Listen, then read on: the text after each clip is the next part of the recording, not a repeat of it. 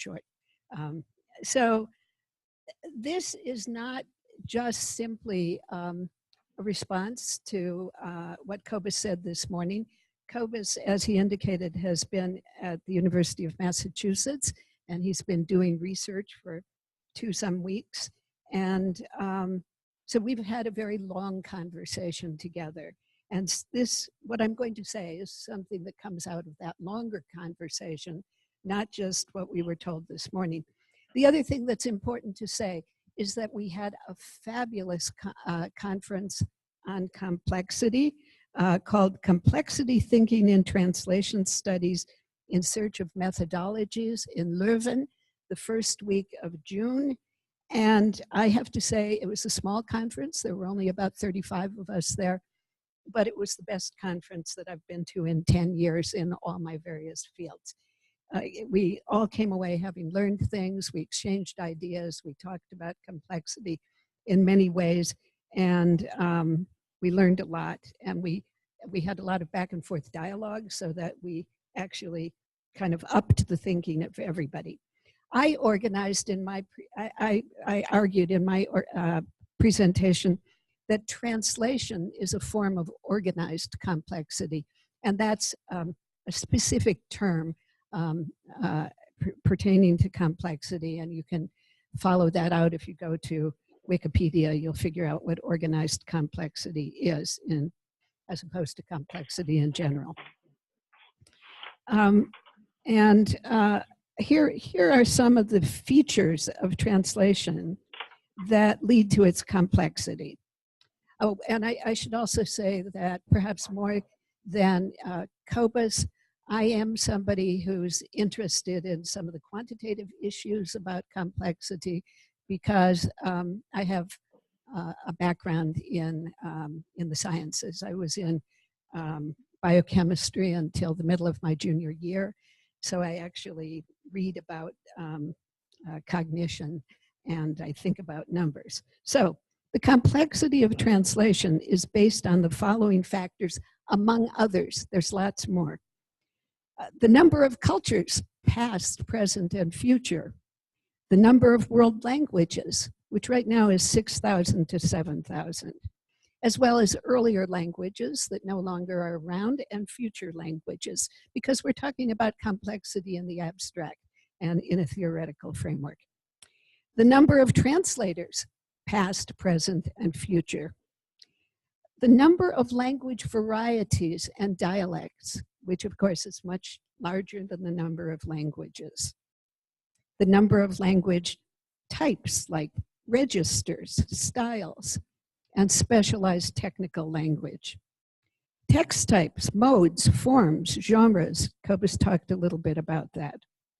The semiotic practices by translators and the semiotic contexts of languages.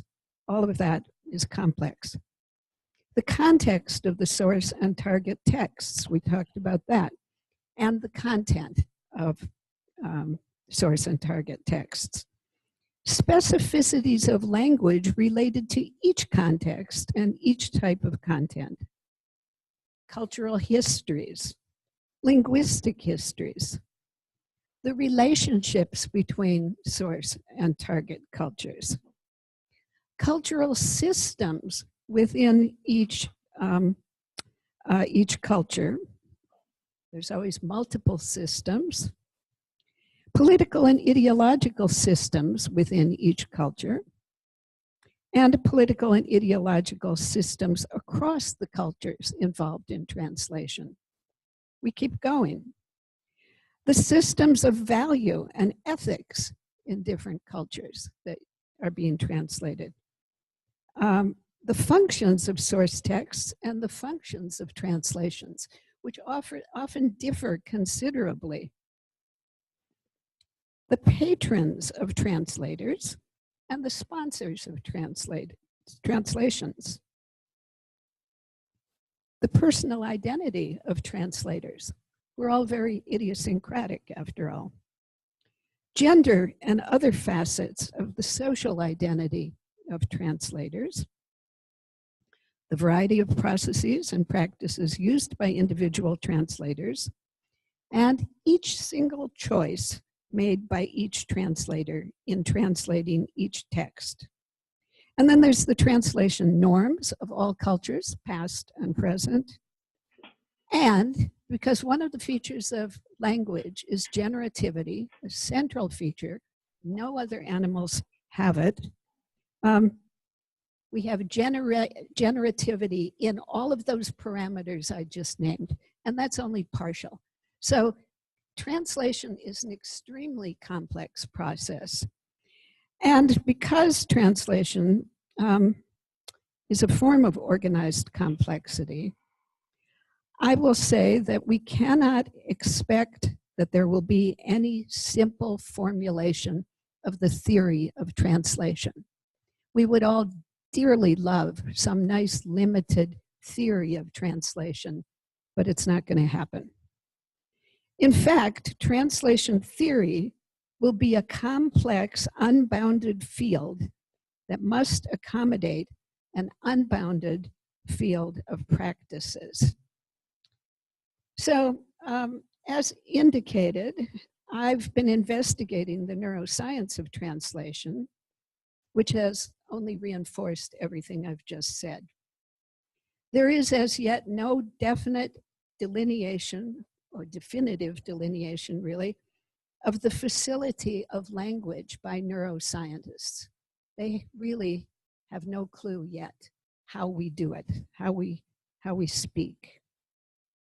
Because the cognitive processes of language are too complex to delineate at the level of the brain in any simple or bounded manner as yet, largely because we don't have the tools, we do really not understand how the brain produces language and how we communicate with each other.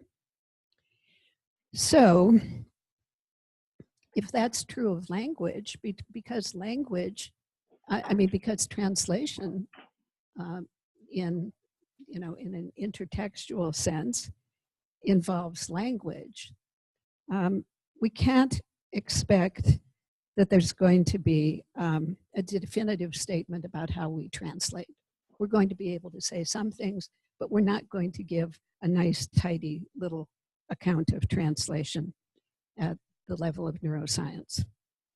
Now, when we turn to translation as a social phenomenon, one thing I would begin by saying is that I agree with Cobus that translation does have a role in the emergence of social trajectories, and that reciprocally, social trajectories constrain translators and their translations. And many descriptive studies of translation demonstrate these things. This is not new news. These have been ongoing since the 1970s. We have hundreds and thousands of these studies now. And many of them illustrate those relationships that I just talked about. And collectively, the studies demonstrate this reciprocal relationship between translation and social change.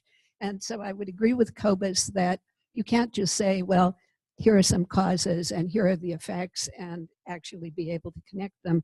But I would say that we've had enough studies that do connect these stimuli from translations and then ensuing changes in a society to say that, yes, there is this relationship. Now, I want to take a different tack because some people who talk about complexity in the humanities don't actually adhere to scientific principles. I'd like to emphasize that mind is a non-material phenomenon that emerges from matter somehow. And we don't really understand the concept mind yet. But increasingly, what we mean by mind is being shown to be entirely material by neuroscientists and their research. But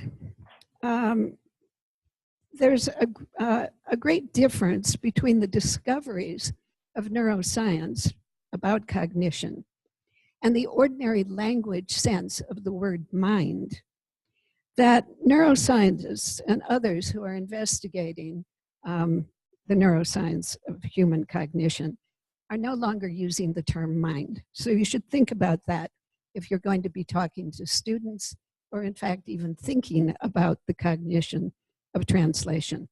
And I didn't have time to do the research on this, but I think if I would go back and look at the titles in a very reputable journal called Trends in Cognitive Sciences, that I don't think there'd be any titles with the word mind in there in the last 5 years.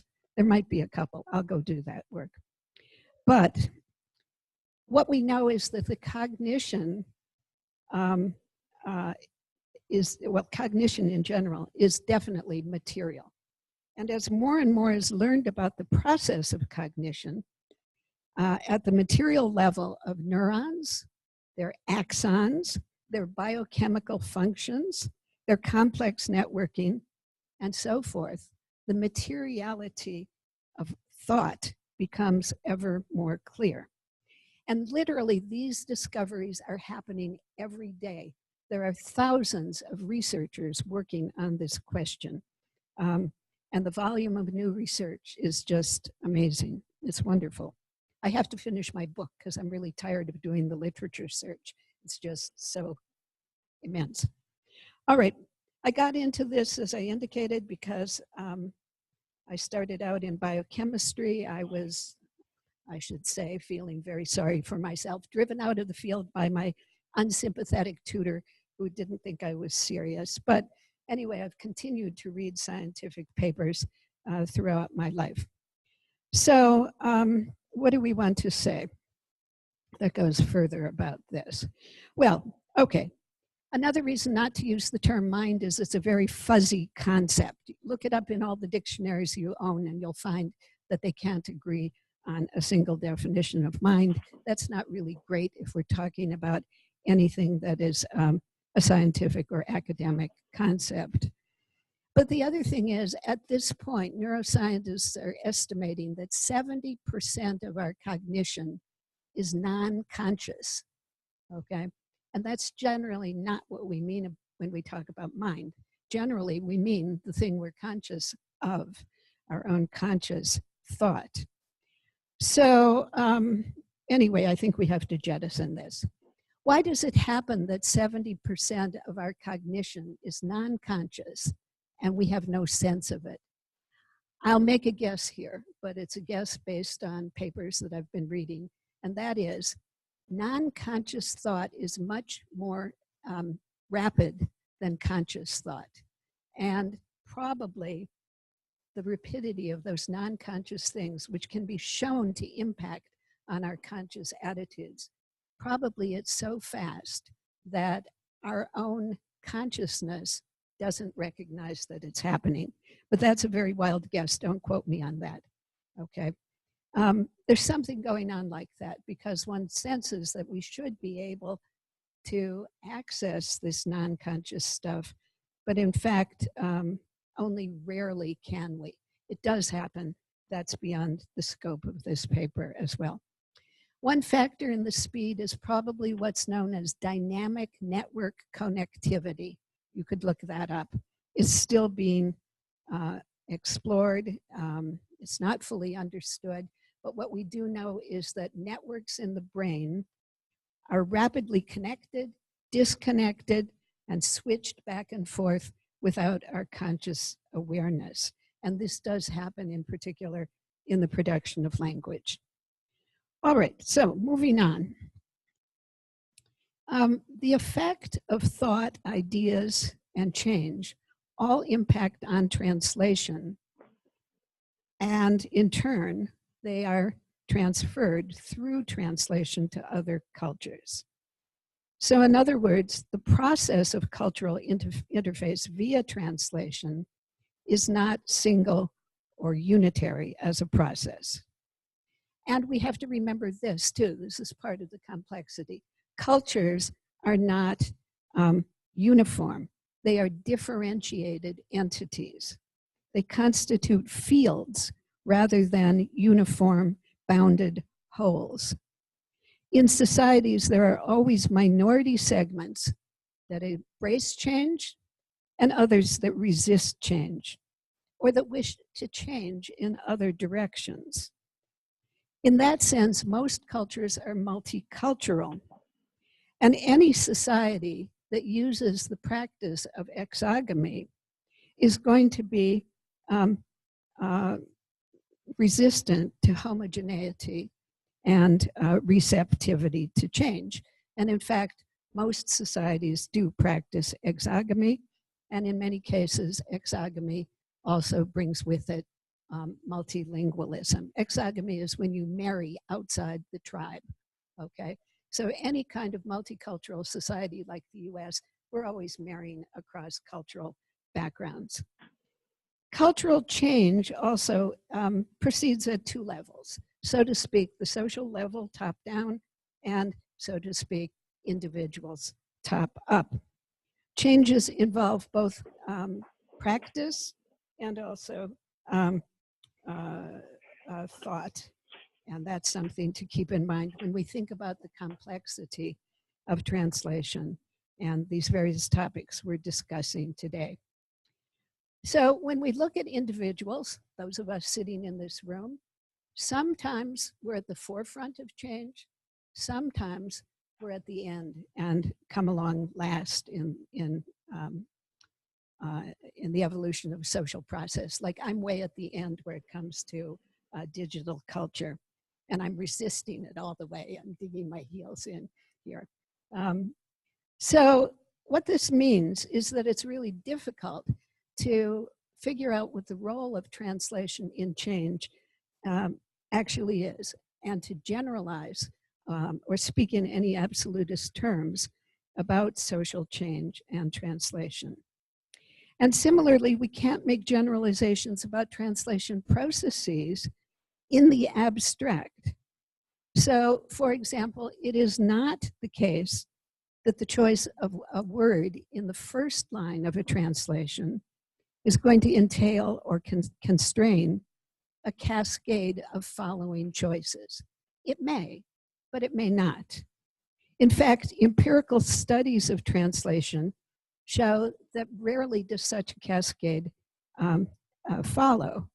If you do eye tracking, you discover that a translator's eyes are constantly going back between one place in a translation and another place in a translation. And we know, again, from practice that the idea that semiosis is unidirectional and non-reversible is simply not true. In fact, translators with their eye movements and so on may continue to be bothered about something that they've tried to translate, and ultimately may end up making a whole series of related translation changes to achieve an effect that they want that doesn't go, say, with a word chosen early on. And again, there's a lot of descriptive studies of translation that illustrate this. Another thing that's true about translation is that we have a lot of evidence that translation strategies are often inconsistent. In other words, there's not a logical entrainment of semiosis in translation in all cases. So we have to think about this complexity and recognize that as well. And finally, we have to note, and this is very common, that many people, before they begin to translate, begin by organizing a strategy. They read through enough of the text to sort of figure out what's going on in the text. They come up with an approach or a strategy, and then they execute it. So that's long before the first word is even chosen. So those are all things that we want to think about in terms of both the complexity of translation and how we sort out that complexity and what kind of generalizations we propose about the complexity. Now, I'm heading toward the end here. One reason for seeing translation as a nonlinear process is that translation is a language process. And one of the fundamental features of human language, among about 7 that are more or less agreed by all linguists, so a big part of what's agreed about language, is that language is recursive. And it's recursive in all kinds of ways, including grammar and entrainment in an argument and so on. And recursive means you keep going around like that. And as a result, it's a demonstrable property of translation, because translation is a language process. It just follows logically. So, as such, translation can't merely be thought of as a linear semiotic process. And here's a good example. If you're translating and you come across a word and you know there's no single way of construing that word in a target language, you try one of the meanings and you see if that works. And if it doesn't work, you recursively go around and try another meaning, and then maybe a third or fourth meaning, until you find something that seems satisfactory to you.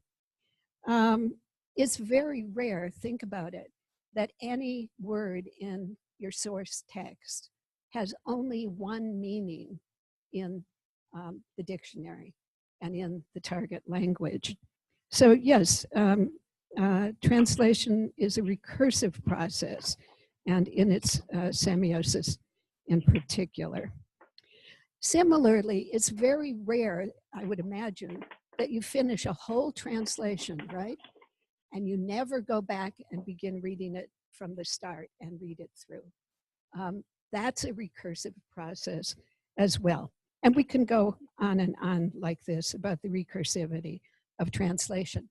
I mean, after all, your supervisor reads a translation that you want money for, or the person who wrote the book reads the translation, and they give you some instructions. This isn't right, that's not right, adjust this. So you go through it again. There are numerous places at which translation is not a linear process.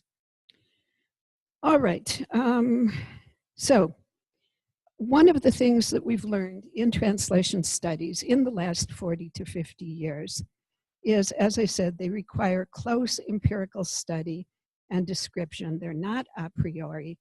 They are culturally and socially framed. They vary from age to age. They're the result of individual specific innovative interventions. And they're not just the consequence of competence or lack thereof. They're manifestations of translators' interventions, decisions, agency. And they're often, and this I think is really important in thinking about what translation is, and they're often the result of struggling with a piece of language in the source text that itself is generative, that has no established meaning, that the text, the writer of that text, has actually innovated at that point. And again, this is, there's a lot more to be said about that. But if you're struggling with generative language, you're probably going to have generative translation. All right, so there's a lot of factors in the variability of translation and so on and so forth. And then, of course, the translation choices are made by specific individuals who have different relationships to both cultures and so on and so forth. So, thus, translation is paradigmatically a complex system because it is non-reductionist, non-linear, not predictable, and we all know that you can set 5 translators to work and you're going to get 5 different texts as a result. So what do I want to say? I could make some comments about how a text doesn't have to be factual to change a society. fiction often does that job as well. And finally, I just want to say the flow of a stream is not a good metaphor. It's a problematic analogy for the creation of a translated text, because revision after the initial creation or in the process of creation is almost universal, and that's even true in oral cultures. I am somewhat trained in oral folklore and oral medieval texts, and we know, for example, if an oral storyteller hasn't been asked to tell a particular story in a long time, what do? They go out. In this one particular example that's been documented, the guy was found talking to the sheep. He was telling his story to the sheep and getting back in his mind and getting it spiffed up. People practice, and their performances vary from public to public, from time to time. So the only analogy using water to the way that translation works, in my view, is a tidal pool. If you know the mouth of a tidal river, you know that twice a day, when the tide comes in, the flow of the water reverses, right? So the flow of the water is going that way. It's called the tidal bore. If you stand there at the right time, suddenly you see the water going that way. And that's sort of the way I think that translation works. And it's because it is ultimately a process, a complex process, and a process of organized complexity. There you go.